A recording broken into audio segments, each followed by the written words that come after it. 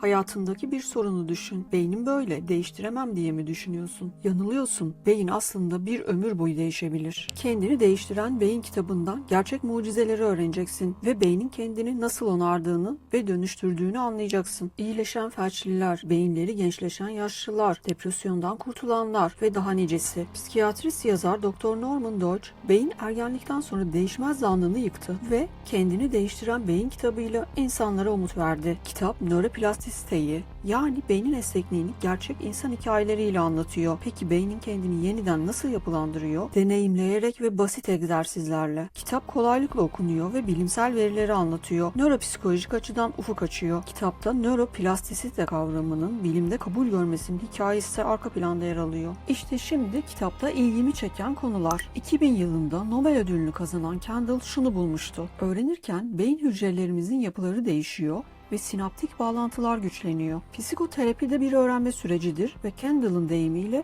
psikoterapi beyinde tespit edilebilir değişikliklere yol açar. Birçok araştırmayla psikoterapiden önce ve sonra yapılan beyin taramaları da bunu ispatlamıştır. Mark Rosenzweig, daha uyarıcı ortamlarda bulunan farelerin beyninde daha iyi kan akışı olduğunu buluyor ve aktivitenin beyin yapısını değiştirdiğini. Kendisi aynı zamanda nöroplastisite kavramını keşfeden ilk bilim adamı. Anlatılan birçok hasta hikayesindense şu anlaşılıyor. Beyin kas gibi egzersiz yaparak geliştirilebiliyor. Bilim adamı Merzenich ise deneyim beyni değiştirir diyor. Bir eylemi hayalimizde canlandırmanın onu yapmakla aynı duyu programını harekete geçirdiğini söylesem ne dersiniz? Birçok araştırmada spor yapanlarla bunu hayal edenlerin aynı kas gruplarını etkinleştirdiği bulunmuş. Fiziksel ve zihinsel egzersiz beyin hücresi üretimini arttırıyor. Bu ne demek peki? Bunları hayat biçimi haline getiren yaşlıların beyni yaşlanmıyor. Yani hem fiziksel hem zihinsel açıdan ne kadar aktif olursak Alzheimer veya demansa yakalanma riskimiz azalır. Peki beyne çok iyi gelen aktiviteler neler? Müzik aleti çalmayı öğrenmek mesela. Özellikle piyano çalmak beynin iki yarı küresini de eş zamanlı aktive ettiği için çok yararlıdır. Okumak, yazmak ve dans etmek gibi odaklanmaya gerektiren aktiviteler de çok iyidir. Araştırmalara göre sadece iyi bir hızla yürümek bile beyin hücrelerinin büyümesini teşvik eder. Sezen Aksu'nun saatlerce masa tenisi oynayarak beyinle ilgili bir rahatsızlığından kurtulduğunu duymuştum. Sonuç olarak yazar Deutsch diyor ki, beyin sabit makine gibi değil, yaşayan, değişen bir organizma. Peki sonuçta ne öğrendik? Yaşınız, geçmiş yaşantılarınız ne olursa olsun beyniniz değişebilir. Düzenli zihinsel odaklanmış aktiviteler ve fiziksel egzersiz hayatınızı değiştirir. Yazarın kitaplarını okuyun ki önce umutlanın, sonra değişin. Video hoşunuza gittiyse beğenmeyi ve abone olmayı unutmayın. Yorumlara deneyeceğim yazın ki birbirimize ilham olalım. Şu videoda ilginizi çekecektir.